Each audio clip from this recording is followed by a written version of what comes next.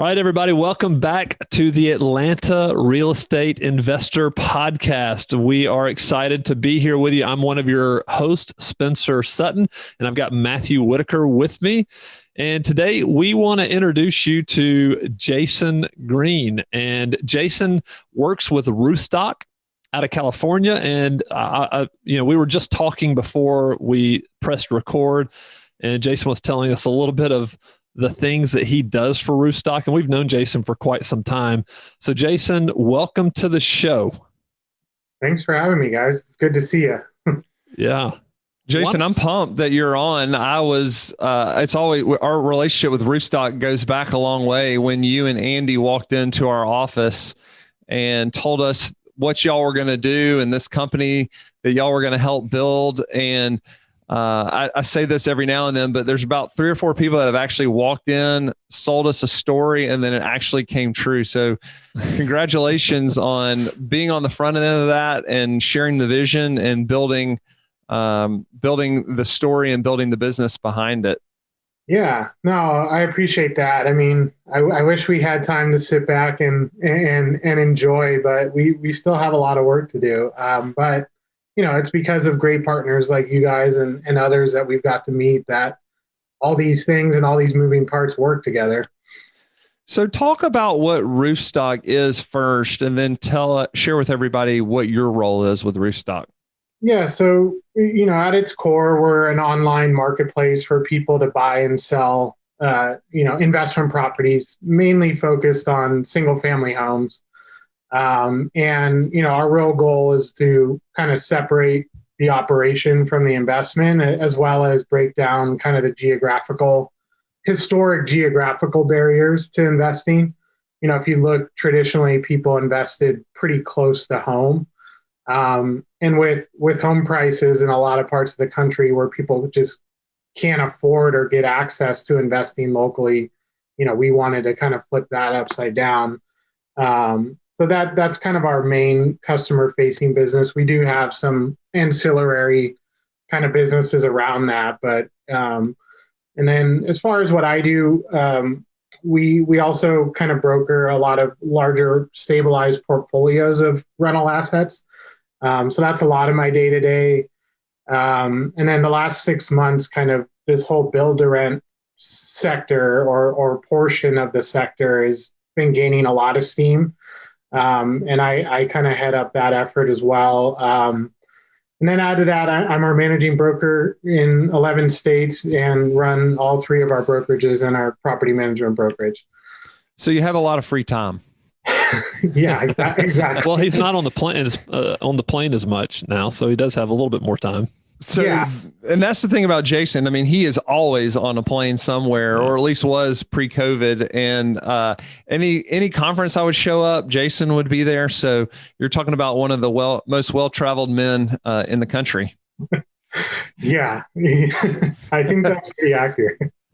Well, talk about, because those are the 2 subjects that I wanted to talk about with you is portfolio, who's buying the portfolios, and then also the build to rent. So we'll get to the build to rent in a second, but talk a little bit about the nature of portfolio acquisitions. How big are these portfolios that are being acquired, and who's acquiring them?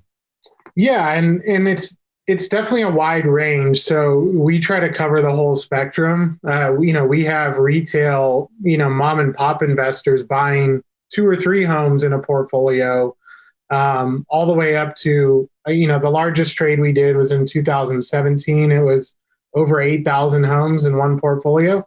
Wow. Across 8 different markets. But we have a few ongoing right now that are in the multiple thousand range. So it's pretty wide spectrum from mom and pop or novice, person trying to gain some passive income and invest on the side of their 9-to-5 job, to, I guess Wall Street, for lack of a better term, who is funding a lot of these public REITs and kind of private SFR operators. And I know you can't tell who the buyers are that y'all have going on, but I mean, these are larger institutions that are buying these in the thousands. Yeah. And, there's been some public releases on some of them. So, like Invitation Homes and Amherst and, a lot of the, American Homes for Rent, the publicly traded. And then there's a lot of kind of like middle groups that aren't public, but are between 5 and call it 15,000 doors under management. Capital right now is really cheap, and especially groups with those kind of scale are getting ridiculously cheap capital. So a lot of those groups that are kind of on the smaller end of the institutional spectrum are aggressively pursuing growth. And when you think about the state of the institutional market, my guess is the Invitation Homes and the Amherst are kind of at the top. And then there's that kind of next layer of, and can you kind of talk about how that breaks out in your mind when you say, here's the large institutions, here's our medium size?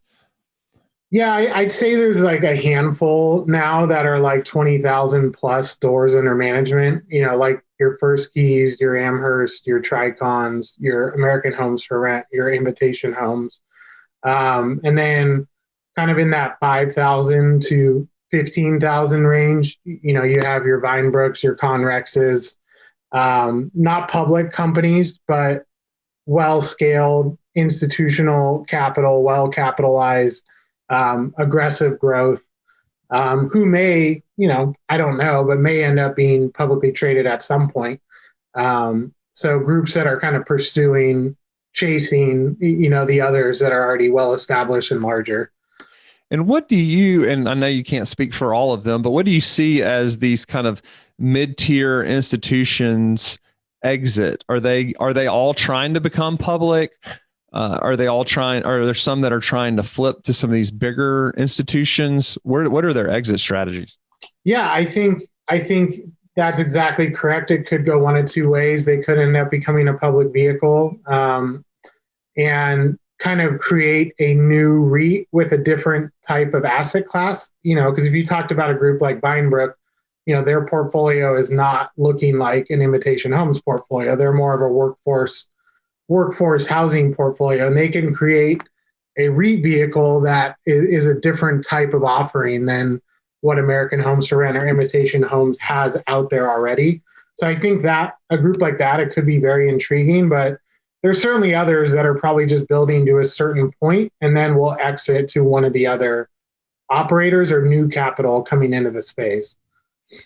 Jason, what is your role in this whole process? Like, what is your role, Roofstock's role in getting these deals done?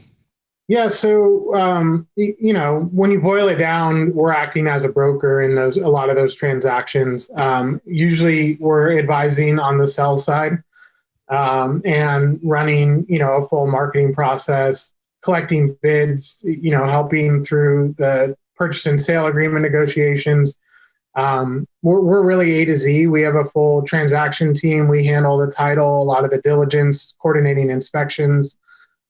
So we really try to take as much of that load off of both sides as possible. Collecting lease, all the diligence documents that, creating box or Dropbox, making that whole process much simpler is a big goal of ours because, especially with multiple hundred or multiple thousand home transaction, there's a lot of work, a lot of different people involved. And having that all coordinated in an effort that makes it easy to track and follow and make sure we're hitting milestones, making sure title's on track, making sure everyone has everything they need for diligence to close. We're involved in all of it. And kind of the story of Roofstock is that your founder walked into a brokerage and said, "Hey, I have all these homes I need to sell." I think it was in the hundreds. Yeah. And the broker couldn't wrap his or her head around how to do that. Yeah. And so I would imagine there's a lot of mom and pop investors out there that might own 50 or 100 homes right now. They think, hey, now's the time to sell it. And do they just contact you at Roofstock, or do they contact somebody at Roofstock for this sell side, or is there a portfolio that's too small for you to handle? No, like I said, we handle 2 or 3 homes at a time. So they can definitely reach out to me or really anyone at Roofstock that works with sellers. We'd love to do an analysis, dig in. We like to provide as much kind of data and information as we possibly can. Advise them on what the best strategy is, because we come across homes and portfolios that, we feel like may be better for owner occupants, because the homes have appreciated to a certain level that the rental yields don't make sense unless they significantly discount the price of their homes. But yeah, all of that comes into play, exit strategy, what their debt structure is. And, we like to kind of dig into all of that and provide guidance as best we can. Not to focus too much on what you do from to your own horn, but I would think about it from the idea that y'all are experts in selling at scale. And I think of it in terms of, if I had a whole portfolio of rental homes, again, just like your founder, you walk into a broker who's used to selling one-off homes, or maybe one or two, and then you say, I want to sell 50. That seems like an overwhelming thing that no one's ever done. And I would also imagine you may have some access to some other buyers that maybe a local broker doesn't have. Yeah. Our buyer pool is specifically investors. So that's our primary focus, and investors of all sizes, investors that want to buy maybe even their first rental property, all the way up to investors who want to buy thousands of additional rental properties. So, our focus is building up that network of investors. So we are a targeted kind of investment firm, whereas if you listed a home on the MLS, you're probably going to attract owner occupants who want to move into the home. When tenants are in homes, that may not be the best target market.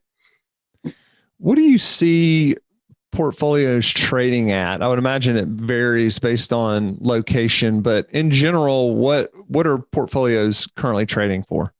Like as a discount to like full market value, or maybe even a cap rate, or both. So, yeah, it really varies. Like we did a trade in Nashville towards the end of last year, and that traded, and those were really nice, like 2,500 rents, 2014 vintage, newer product, good areas, good schools. That actually traded sub 5% cap rate, and within a couple percentage points of full market value.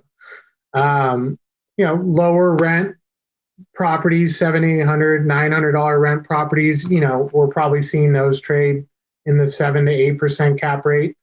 And then, there's kind of a middle ground there. I'd say most groups are looking for, in the mid fives as far as institutional capital. Retail investors, they tend to be a little all over the place, but probably looking for a little more on there just because their debt's more expensive. So I'm going to give you a hypothetical, and you may not want to answer it. We can cut this out, but if you were a local investor in some of these more investable markets like Atlanta, would you see an opportunity to build a portfolio with the idea that you're going to sell it to one of these smaller funds? Yeah, 100%. And we've worked with some local investors who have specifically gone out to do that. Accumulated homes over a period of 10 or 15 years, kind of knowing what characteristics and what kind of geography within those markets are attracting other capital sources, and have gone about and built the portfolio that way. Certainly, if I was still running a day-to-day investment fund like I did previously, that would probably be in my business plan. I think that people need to understand what these mid-sized funds are doing, are building scale with the idea that they're going to sell to the big boys, but you can do that on a smaller scale. You can put together 25 or 50 homes over the course of a couple of years. And is it fair to say that you can confidently say that their money is not going to run out anytime soon? Most of these funds? There is, most of these groups have, for lack of a better term, endless capital. And there is new source of funds coming into the space, weekly. We're having those conversations every week. Funds from other countries, funds from all over the world. I just saw Conrex raise $300 million to buy houses, and then Invitation Homes just raised $1 billion. Yeah, Tricon just raised more money. Yeah. So there's plenty of money. There's money out there pouring in here. So if you did, to your point, it's not only 1,000 homes that's going to get their interest. Like we've done 19 home deals with some of these institutional groups. Like it doesn't have to be 300 homes for them to be interested. Right. Now, if you're working with Amherst, you're probably not going to get to like Keith Ramsden for 15 homes. Like there are folks on their acquisitions team who spend all day, every day trying to buy 10, 15, 20 homes. I definitely would preach that as like, you don't have to have 300 homes to work with one of those groups. Like they're buying one-offs, they're buying 10, they're buying 15. They're buying them however they can take them. I've personally seen two different smaller funds that are around 50 homes each sell in the last couple of years. So I've seen it happen, and I think it would be a good strategy for somebody that had the wherewithal to go out and accumulate these rentals. Mm-hmm. Yeah, exactly. If you're a local operator and you have the ability to acquire them and renovate them to a good standard and kind of get them performing and kind of build a nice little package, like I think that could be a good business model. That is a great question. Follow-up would be, what do I need to watch out for? If I wanted to do that strategy, what do these big funds look for that so I don't make a mistake buying? Yeah, so they are focused heavily on major systems. So where we see sellers getting hurt is where they haven't kept the homes up to a certain standard, the roofing, the plumbing, the windows, the HVAC, the electrical. Those groups are hyper-focused on providing like a good living experience. And they do tend to, even if there's nothing broken, they do tend to allocate those funds to go upgrade those items. So if you're bringing a deal to one of those groups and you have not done all of those things, they are going to discount their price and budget for that work to be done. Having vinyl, like low E windows and like certain things you just wouldn't think are a necessity for a rental property, they are going to go do. Even your workforce housing operators like Vinebrook, they are going to go do that on every home. It's their standard. It's what they're marked against. It's probably what they've pitched their investors who are investing in their fund is like, every home we have is going to have this quality. So it's something they're held to as well, and probably their debt covenants. So I've seen people kind of skimp on those things like, well, the tenant's living there, it's fine, right? Like, and they are going to hit you on their bid if they have to go out and do those items. Are there any instances where they would look at properties and say there's just too much work to do? Like, hey, we're not interested because the rehab's going to be $20,000 or $25,000, or are they okay with that? They'll just discount the price. Yeah, generally they need inventory however they can get it. Where I have seen groups shy away is like foundation issues and like kind of structural damage, just because that's a little more of an unknown. And even if you do fix it properly, it still can have kind of ongoing issues, and that's definitely a focus in Texas, just with the soil, there's more foundation problems. So we have seen groups kind of, even if it's only like a $20,000, $25,000 rehab, including $5,000 or $6,000 in foundation repair, we've still seen groups shy away from acquiring some of those homes. So I want to just pivot now and talk about build to rent. And this is something that's happened new. In other words, there wasn't enough inventory out there for them to find rental homes. So now they're going out and building rental homes almost like they would an apartment community. And talk a little bit about how this has morphed over the last couple or 3 years. I remember being at a conference with you in Phoenix, I think 2 Decembers ago, and it was kind of the newest rage. And I didn't know if it was going to be a fad, and it appears to be here to stay. So talk a little bit about the build to rent world. It's been unbelievable. Like you said, 2 or 3 years ago, it was a hot conversation, but it didn't necessarily feel like it was happening real time. It felt a little more theoretical than anything. And I'd say within the last 6 months, it's fully exploded. Like 3 years ago, people would buy closeouts from Lennar or DR Horton at the end of the quarter.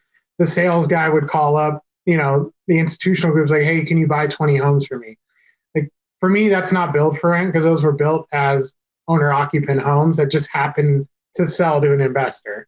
But now we're seeing, groups building fully contained rental communities of 100, 200 plus homes, which I don't feel like was necessarily happening at scale 3 years ago. And we're even seeing groups getting in as early as buying raw land and developing it and entitling it, permitting it, and building it. And some of those can be 2 or 3 year timelines to actually have a stabilized product. But I think what a lot of the groups have realized is there is not enough existing inventory available for them to spend the capital they have committed to them. So groups are now exploring getting out there much earlier, and they think they can build, their yield on cost is actually probably going to be higher if they are willing to take a little bit of that development risk. And then you're providing brand new product. Your R&M should be pretty low. Most builders are going to warranty a lot of the major structural, with a 2 and 10 warranty. So we'll see. I think it'll take a few years to prove out, like if those homes are operating more efficiently with less R&M and less maintenance. But it's definitely real time happening where groups are actually acquiring land and having builders build on it for them to build, full amenitized communities. And it's, well, I was just go ahead, Matthew. We'll cut that out. It's basically like an apartment community. So they're building a shared space, maybe with a pool, 200 to 300 homes. Are they doing the kind of lawn maintenance on these? How does all that work? I've seen them different, but I think generally, especially if the group is going to own it for the long haul, they want all that built into the HOA, just so they can keep a consistent, clean look throughout the community, which I think is important because these neighborhoods are getting a premium price for rentals. But yeah, it's, they're calling it like horizontal multifamily now, is where you have a leasing center. If you're at 200 units, you're probably going to have on-site leasing, a clubhouse, a pool, a dog park, all those things that would attract a wide variety of tenant base. And you're seeing it explode in markets like Phoenix and markets like Dallas. We're doing deals actively in Birmingham, Atlanta, Nashville, the Carolinas, Florida. So, it's happening in a lot of different markets. And are these houses typically more efficient houses, smaller houses, the 3-2s, kind of the garden home type houses, kind of sticking to, hey, we know that these will sell to at a certain price point, certain range? I've seen different in Phoenix, like Next Metro and other Christopher Todd and other groups are doing it. It feels more like a multifamily. It's more of like a site condo. I think it's very market dependent. We're seeing a lot of townhome style developments too. But then there are ones that are fully just like detached single family communities. If you drove through it, you would think it was a for sale community. It looks and feels almost like entirely the same. And then as far as like what the models are looking like, that's a little dependent too. In Atlanta, for instance, they have some pretty interesting rules on like elevations and how many different floor plans you have to have in each community. So we're typically seeing like 4 or 5 different floor plans mixed throughout the community, from starting at a 3-2, going all the way up to like a 4, 2.5, like over 2,000 square feet. So keeping a wide range. The townhome developments we've seen, they're mostly 3, 2.5, like 1,500 square feet. Okay. Some will have like plus a loft or plus a 4th bedroom. But yeah, that's what we're seeing on the townhome side, like 1,400 to 1,600. Home den office is becoming a big one. In some of the new floor plans I've seen, yeah, sure, having at-home workspace, they're making sure to highlight that in their floor plans. I think that's what's driving a lot of the single family demand right now is moving out of multifamily because you might need more space for a home office. Yeah. I'm on my dining room table. So what drives the people that are going to live in a build to rent home? Like, why wouldn't these people go buy a home of their own? What are the desires that you're seeing from the resident base? And it's funny because I think they're hitting both ends of the spectrum. I think you're seeing, kind of my parents' generation are cashing out of their residences and downsizing. And for them, are they going to go live in an apartment? Are they going to go buy a new house? I think having a brand new rental home in a nice community is attractive to them. And then, the younger generation, or, you want to call them millennials or whatever you want, they don't want to be tied down. And maybe anecdotal, but I kind of feel the same way. And I actually fall in that cohort of age bracket is, a lot of them watch their parents lose everything in 2008, lose their homes, and are, I guess, scared of that commitment to a 30-year mortgage and kind of being tied to a place, forever.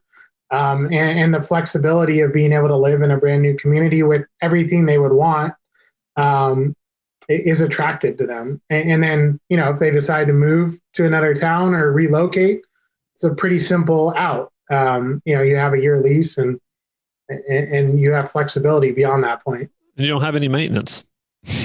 Yeah, that's another one, especially if you're including the lawn maintenance and all that. It's like, there is no work, to be had, no upkeep, it's all pretty well covered.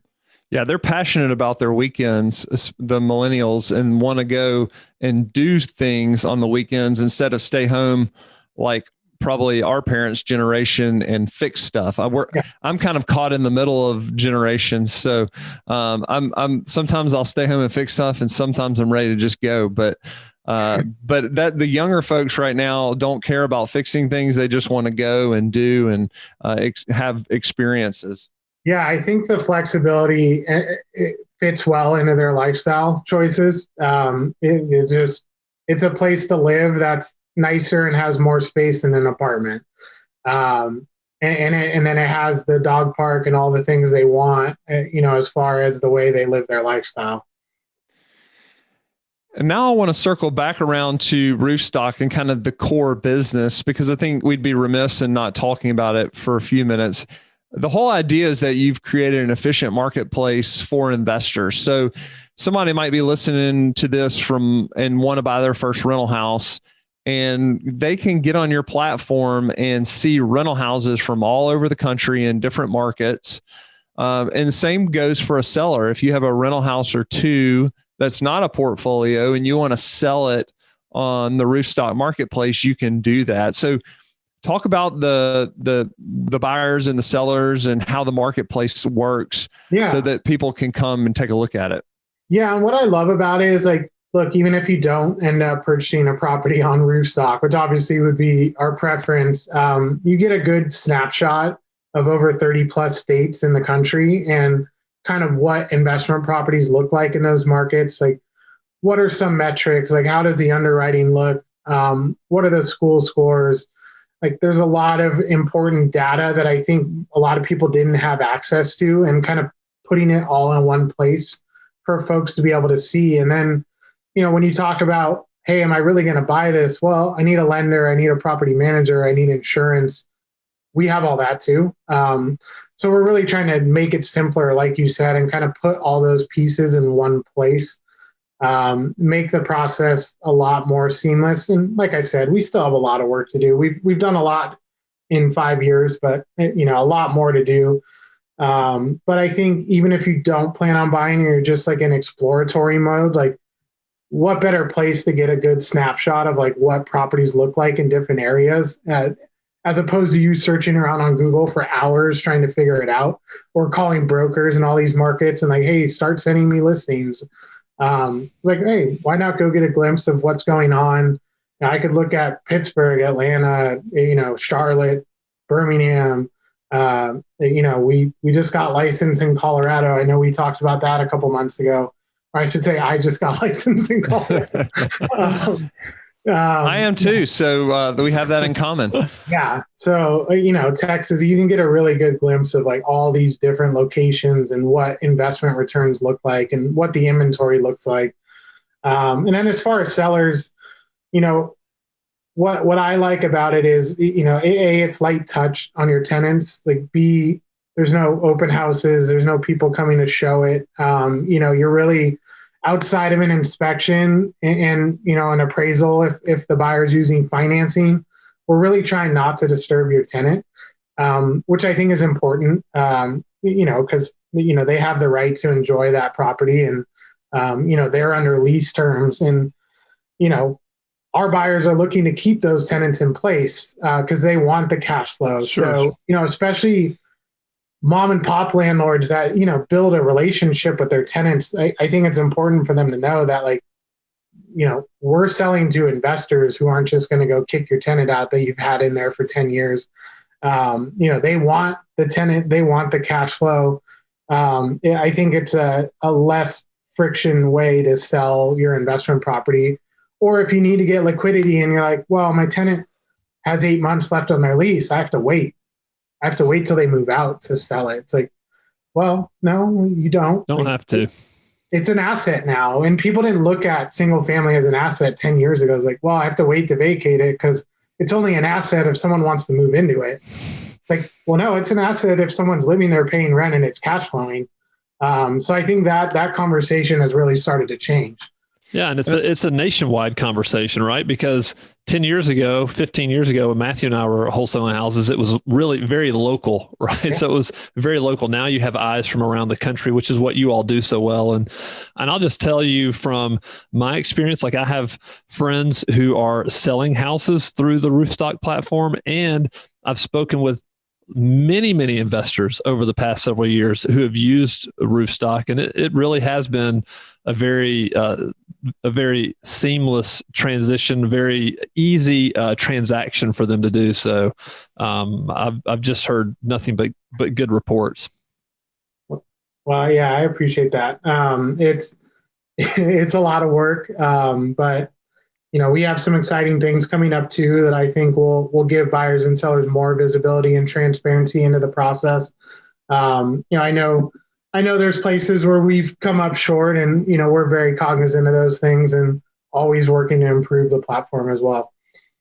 Well, Spencer and I come up short all the time. So we, so one thing I think is important to note, just in terms of how everything is processed, that's a little bit different, is you do the inspection on the front end. In other words, before they list a property with you, they go through the inspection process. So that's a little bit different. And so everything on your platform for a buyer has already been inspected. And if you are a seller, you need to know that before you get listed, you're going to be required to do an inspection, and you may have to fix some things. But the whole idea is that all the diligence, this institutionalized diligence, and I think that's important to note too for people, is you're basically giving people access to the data 5, 6, 7 years ago was only institutional data, because some of the background of your founders is in buying these portfolios and putting these funds together. So I think kind of